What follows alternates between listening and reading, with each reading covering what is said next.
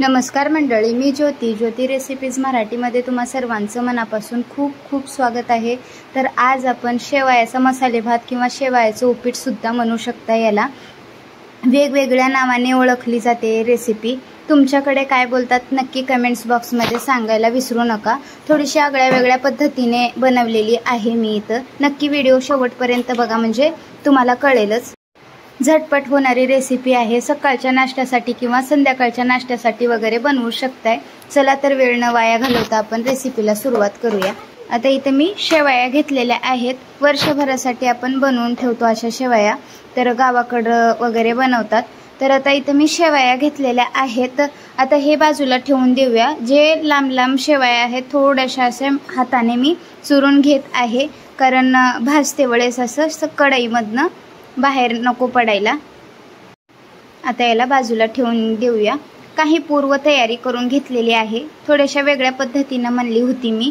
इथे मी गाजर कापून घेतलेली आहे बारीक, कांदा कापून घेतलेला आहे, शिमला मिरची, टोमॅटो, हिरवी मिरची, कोथिंबीर आणि कढीपत्ता सुद्धा मी धुवून घेतलेला आहे इथं, आणि लसूण असं मी बारीक कापून घेतलेला आहे। तुम्ही वाटून सुद्धा घालू शकताय, पण कापून घातल्याच्या नंतर असं दाताखाली येतच लसूण, तेव्हा खूप छान टेस्ट लागते या पदार्थाची किंवा या भाताची, उपम्याची, उपीटाची म्हणू शकताय।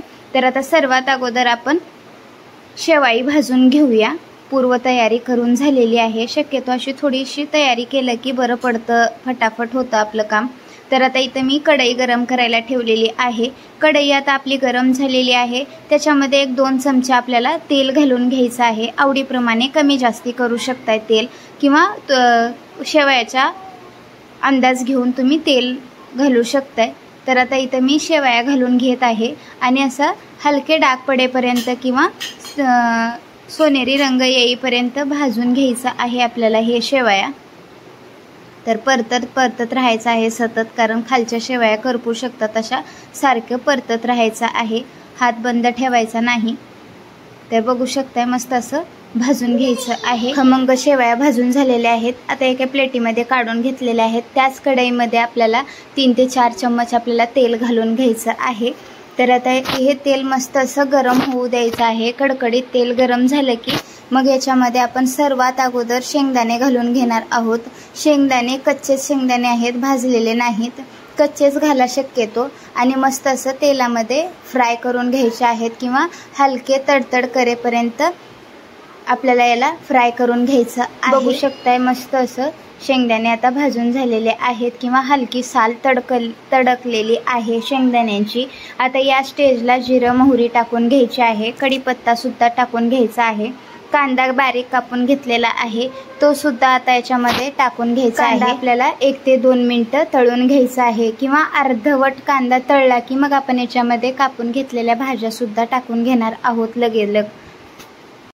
कांदा आता आपला अर्धवट तळलेला आहे। आता या स्टेजला बारीक कापून घेतलेलं लसूण टाकून घ्यायचं आहे, याच्यामध्ये हिरवी मिरची टाकून घ्यायची आहे, आणि आता इथं गाजर आणि शिमला मिरची जे कापून घेतलेली आहे बारीक आपल्याला ते टाकून घ्यायचं आहे याच्यामध्येच। ते अगोदर का टाकून घेत आहोत आपण, हलकं गाजर थोडंसं कडक असतं, फोडणीमध्ये टाकल्याच्या नंतर थोडंसं मऊ पडतंय हे, म्हणून अगोदरच शिमला मिरची आणि गाजर आपण ह्याच्यामध्येच टाकून घ्यायचं आहे।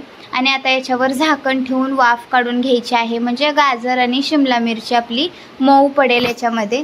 1 ते 1.5 मिनिटं किंवा 2 मिनिटापर्यंत आपल्याला वाफ काढून घ्यायची आहे। बघू शकताय वाफ काढून झाल्याच्या नंतर मस्त असं कलर पण आलेला आहे तडक्याला किंवा फोडणीला म्हणू शकताय। आता या स्टेजला आपण इथं टोमॅटो कापून घेतलेला ते टाकून घ्यायचा आहे, आणि 1 ते 1.5 मिनिटं याला फ्राय करायचं आहे टोमॅटोला।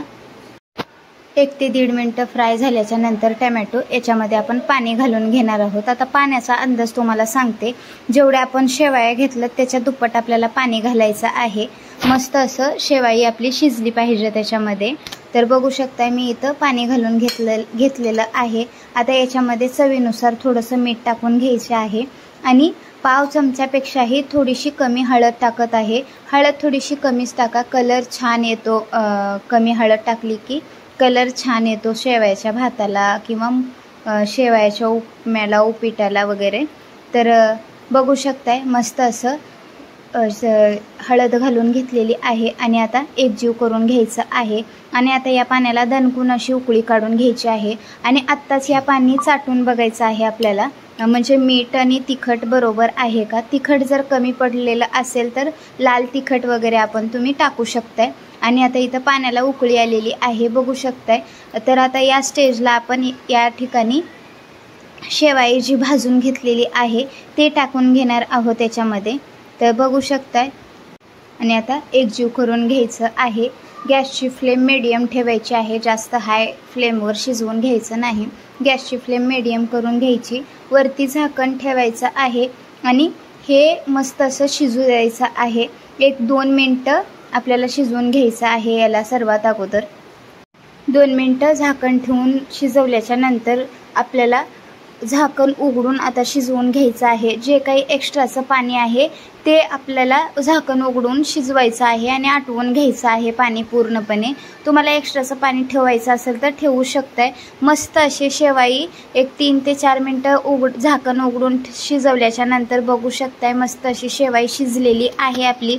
अप्रतिम दिसते, चवीला सुद्धा भन्नाट लागते. अशा पद्धतीने नक्की बनवून पहा, म्हणजे तुमचे मुलंसुद्धा प्लेटीतला नाश्ता सगळा फिनिश करतील.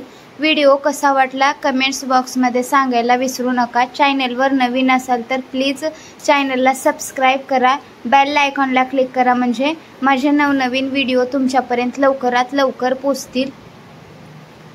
धन्यवाद.